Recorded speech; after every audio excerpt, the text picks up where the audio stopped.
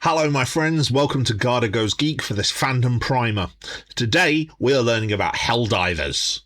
Helldivers is a series of video games developed by Arrowhead Game Studios and published by Sony Computer Entertainment. While the first game was successful in its own right and is still available to purchase on Steam and PlayStation 4, it is the 2024 sequel Helldivers 2 and its ongoing growth and success over the past couple of years that has grown this fandom and propelled the series through memes, clips and video content into its current stance in pop culture, helped in large part by the ongoing and evolving nature of the game's lore and story. Helldivers 2 is essentially a third-person shooter, where the players are special operatives known as Helldivers, the frontline troops of the organised state of Super Earth, a world government run by a process called managed democracy, where democracy and liberty are worshipped and upheld with zeal. Drop onto a planet via a projectile known as a Hellpod, either alone or in groups of up to 4, to perform operations against one of the 3 main enemy factions of the game, the Terminid Bugs, the Automaton and Cyborg Hordes, or the Alien Illuminate, referred to as Squids by the Helldivers. The operations that could be performed on the planets are varied, from raising the flag of Super Earth to more dangerous missions such as destroying enemy infrastructure, collecting vital resources held in enemy territory, evacuating colonists, and helping to launch ICBMs to contribute to the planetary war effort. And there is not just a single planet that players can conduct these operations on. The backdrop of lore for Helldivers 2 is a galactic war, the second one in fact, set 250 odd years in our future. And this war has been raging since the game's launch, with every action of every player in every operation being recorded, from deaths to kill counts to success rates and even how many bullets they have fired. All of this contributes to the game's narrative, where it's delivered to the player base using major orders.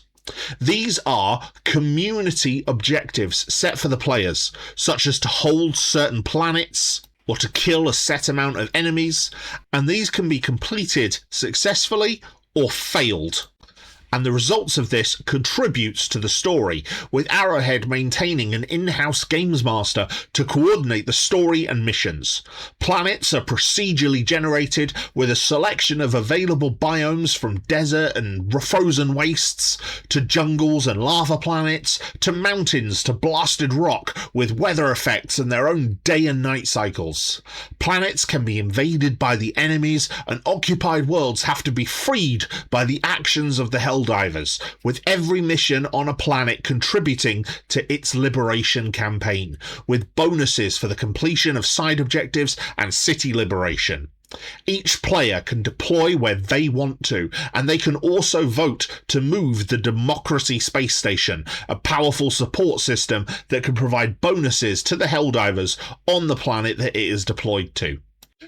Despite an adherence to its system of managed democracy, which essentially votes on behalf of the citizens, Super Earth itself is an imperialist state, where the people celebrate their liberty, but in fact they are subject to the whims of the central state, with dissidents and protests severely punished with re-education, imprisonment or execution.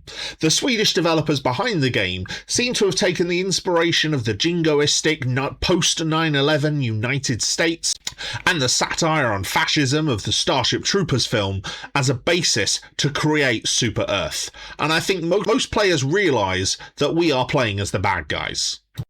The 3 enemy groups are spread to different areas of the galaxy map and fight Super Earth as a result of its aggression towards them.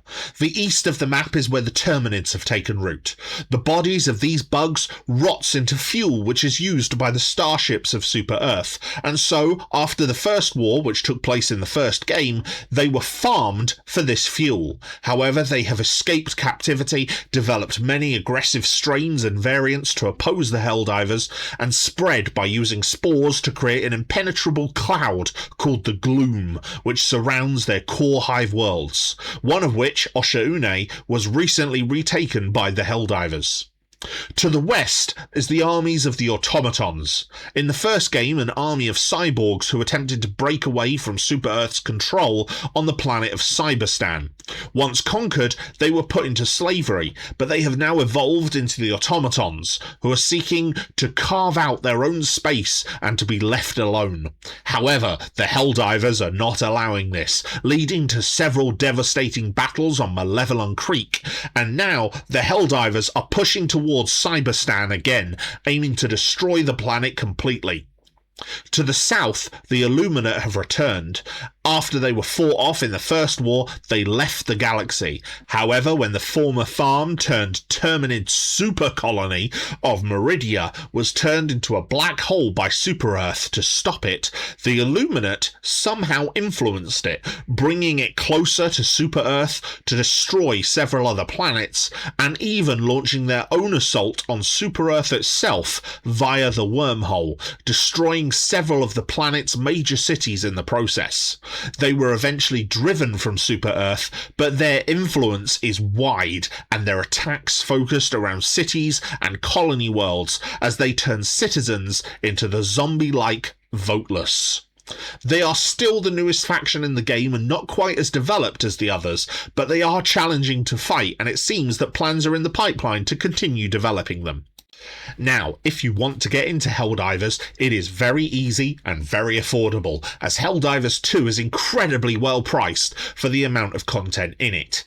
It does require an online connection due to the Galactic War mechanic. However, you can play missions solo, and while there are microtransactions to gain currency to purchase war bonds, essentially a battle pass of sorts containing new equipment and weapon stratagems that you can use, all of the war bonds ever released are still available. There is a large one for free to expand your starting arsenal, and the currency can be earned in-game simply by exploring the maps. And it is very easy to farm enough for a war bond within a couple of days on lower difficulties should you wish to. From a gameplay perspective, as a shooter, the weapons and stratagems are for the most part incredibly satisfying to use, providing great audio and visual feedback to the player that highlights the cinematic destruction that you are unleashing against your enemies. And the community is generally a very positive and welcoming one, with high-level players being very supportive to lower-level ones. Also, considering the game is published by Sony, it is also available on Xbox Series, and there are rumours it may also come to Nintendo Switch 2, as well as being available on PC and PlayStation 5. That said, the first game is also still available and can be played completely offline. However, the gameplay in that is a top-down shooter, and the majority of what I have described here relates more to the second game, as the first game tells the story of the First Galactic War. That said, the main factions are all still present, and the Helldivers universe is still a very fun one to engage in. Hopefully by now, you have all you need to start exploring this fandom. If you enjoyed this, then please like and share it with your friends. I also have other content available in my attached link tree.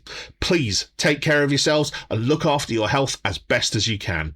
Until next time, my friends.